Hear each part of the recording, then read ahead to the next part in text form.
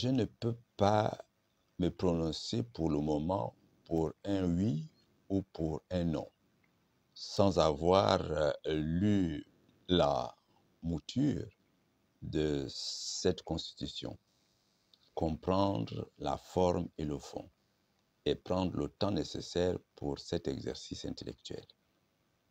La constitution est la mère des lois, un document qui concerne et qui engage pour plusieurs décennies toute une nation, tout un peuple dans sa gouvernance et son fonctionnement.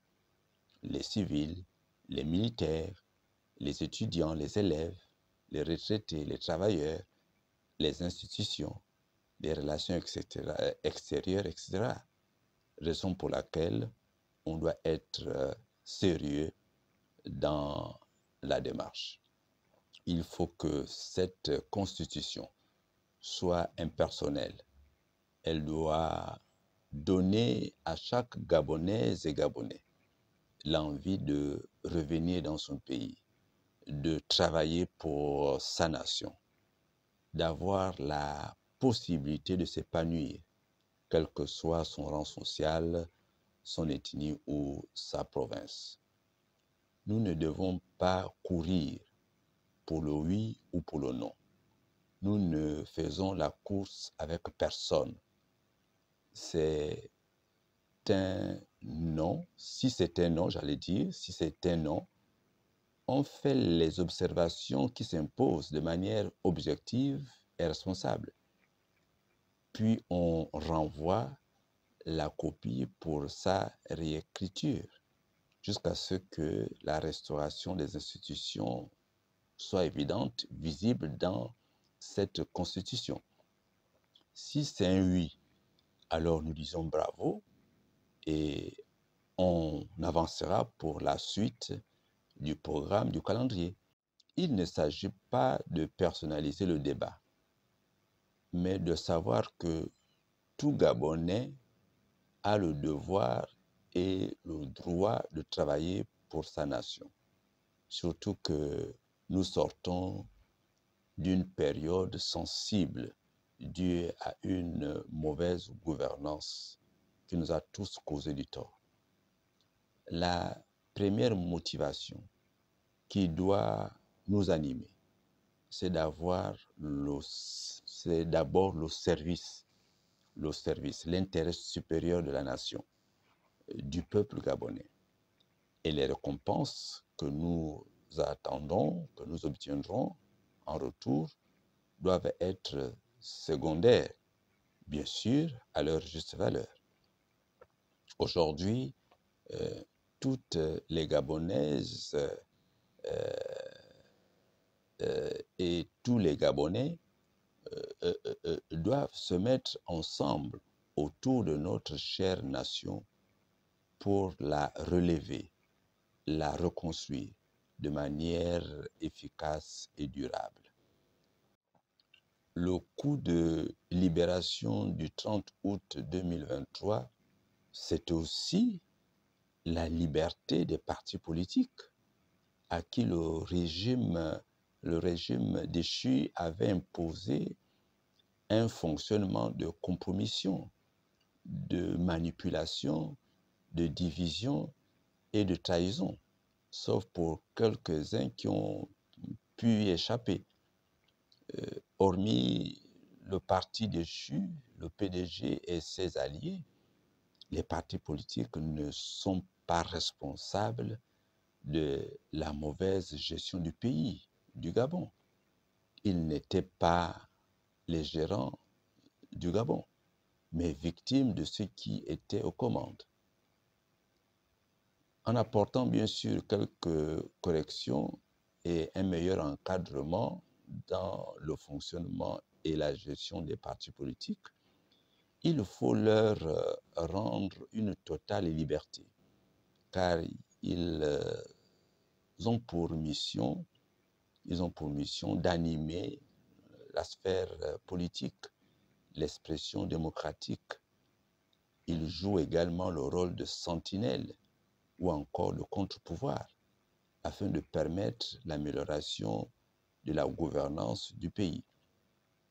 Il faut aussi donner la possibilité et la facilité aux compatriotes de se regrouper dans un cadre approprié pour s'exprimer librement, c'est-à-dire faciliter la création d'un parti politique avec 500 membres, puis les diriger vers les autres, vers les 4 grands blocs pour qu'ils s'intègrent dans l'un des blocs selon leur idéologie. Je crois que cette réorganisation des partis politiques permettra un meilleur encadrement, un financement équitable, non plus des partis, mais des blocs de manière équitable, comme je disais, de la part de l'État. Un règlement intérieur pour chaque bloc. Et du côté des populations, un meilleur choix des candidats en période électorale, sur la base, bien sûr, de la présentation d'un projet de gouvernance de société par chaque bloc. Et donc, tout parti politique détenteur d'un récépissé et qui ne se retrouverait pas dans un bloc verrait ce document lui être retiré au bout d'un certain temps. Aucun parti ne peut se retrouver sur le terrain en son nom, mais au nom du bloc auquel il appartient. Voici un peu la discipline qu'on peut mettre dans le fonctionnement des partis politiques regroupés dans des blocs. La participation à une élection se ferait dans un bloc et non dans un parti politique. Même les candidats indépendants doivent se retrouver dans un bloc. À cause de leur spécificité, il y aura une manière de fonctionner. Voilà ma proposition dans la gestion des partis politiques dans notre pays. Comme tous les autres Gabonais, les chrétiens doivent s'impliquer dans la gestion du pays en tant que citoyens, avec les valeurs reçues de l'Évangile.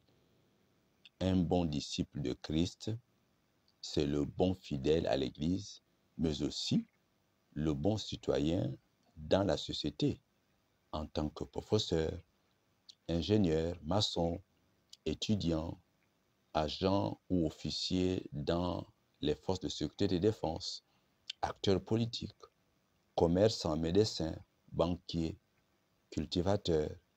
Le chrétien doit être une référence, une source d'inspiration pour ses concitoyens, pour son pays. Aujourd'hui, à l'heure de la transition, notre nation a besoin de toutes ses filles et de tous ses fils pour sa reconstruction. Et les chrétiens ne doivent pas s'exclure de ce grand défi.